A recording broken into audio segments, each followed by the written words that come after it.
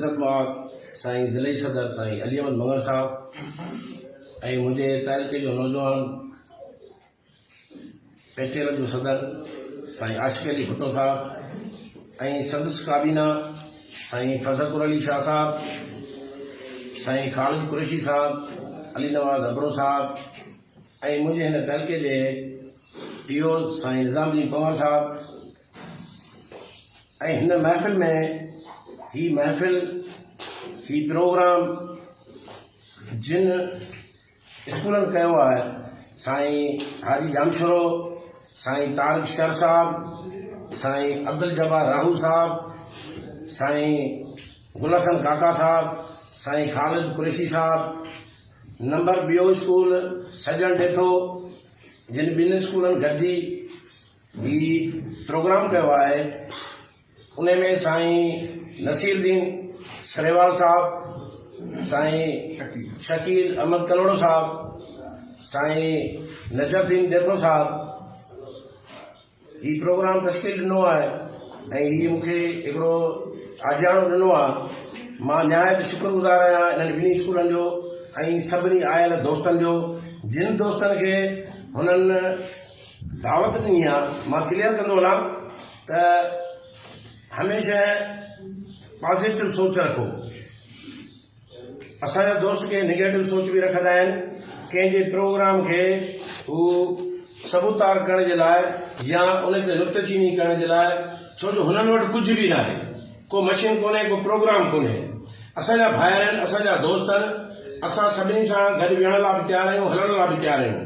त ही प्रोग्राम हिननि दोस्तनि पंहिंजनि ॿिनि स्कूलनि सिर्फ़ु वर्किंग कमेटी पेटेल ऐं पेटेल जे उहिदेदारनि खे दावत आहे, जंहिंखे ॿिए कंहिंखे बि दावत कोन्हे। मां क्लियर कंदो वञां त ॿिया जेके दोस्त पोइ कॾहिं कॾहिं मयारू ॾींदा आहिनि HM जे स्कूलनि जा, त साईं असां तव्हां गुलनि जा हार पाए तव्हां वेठा आहियो सभु दोस्त, असांखे दावत कोन्हे, भला असांखे तव्हां पंहिंजे गिरो हिन पार्टी मां कढी छॾियो आहे या असां सां तव्हांजी नाराज़गी आहे। त मां हिन प्लेटफॉर्म तां हुननि सभिनी दोस्तनि खे जेके बि स्कूलनि जा HM या स्टाफ असांजा उस्ताद आहिनि, मां इहो पैगाम थो ॾियां त भाइरो ई तव्हां असांखां अलॻि कोन आहियो, न असां तव्हां खां अलॻि आहियूं, पर ही सभु कंहिंजी पंहिंजी हिकिड़ी नंढी गैदरिंग आहे। जेतिरो जेको माण्हू जेतिरो अफोर्ड करे सघंदो ओतिरो प्रोग्राम कंदो आहे। ज़ाहिर जा ॿ स्कूल आहिनि, ॿिनि स्कूलनि प्रोग्राम कयो आहे, वर्किंग कमेटी जे दोस्तनि खे उहिदेदारनि खे दावत ॾिनी आहे, उन्हनि खे दावत ॾिनी आहे। उहे दोस्त तक़रीबन माना हिका दुका सवा सभु कुझु थी विया आहिनि।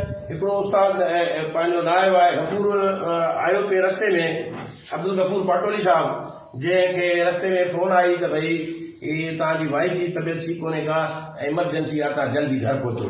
हू रस्ते तां वापसि वञी ऐं पंहिंजो उन जॻह ते वापसि वियो आहे पंहिंजी वाइफ खे ॾिठण लाइ। त तक़रीबन सभु दोस्त वर्किंग कमेटी जा उहिदेदार हिते आहिनि। हिकिड़ो उहिदेदार न आयो आहे ऐं पंहिंजी वर्किंग कमेटी मेंबर न आयो आहे। उन लाइ मां साईं अली अहमद खे बार बार चवंदुसि त उन जे स्कूल जो हेडमास्टर आहे, पंहिंजे हेडमास्टर खे घटि में घटि तंज़ीमी उसूली उनखे डिसिप्लिन अचणु खपे। ही पंधु परे कोन्हे को, अगरि जे कम मसरूफ़ियतूं सभिनी वटि आहिनि। हिकिड़ा दोस्त इज़त ॾियनि था, हिकिड़ा दोस्त इज़त ॾियनि था त भई तव्हां हुनखे दावत मिली आहे ऐं हू न आयो आहे ऐं वरी वर्दी बि न ॾिनी आहे त मां छो कोन थो अचां, या मूंखे कमु आहे या मूंखे ही लाचार आहे। त इहो मां साईं डिस्ट्रिक्ट सदर खे चवंदुसि त पंहिंजे हेडमास्टर खे थोरो एतिरो करे त दोस्त इज़त ॾियनि था त हुननि खे मोट में इज़त ॾियणु खपे। हुनजे अचण सां न अचण सां को वॾो प्रोग्राम फ़र्क़ु कोन थो पए, पर ही केरु कंहिंखे इज़त ॾींदो आहे त उन लाइ इज़त जी तलब बि कंदो आहे। उमेद आहे त उहो पंहिंजे हेडमास्टर खे इन जो ॿुधाईंदा।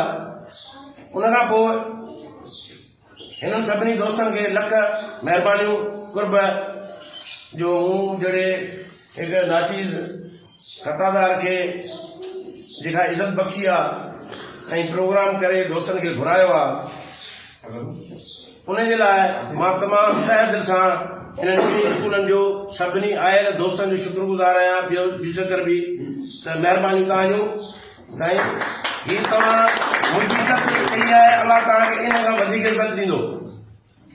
ही तव्हां मुंहिंजी इज़त न कई आहे, तव्हां पंहिंजी इज़त कराई आहे, तव्हां ही पंहिंजी इज़त कराई आहे।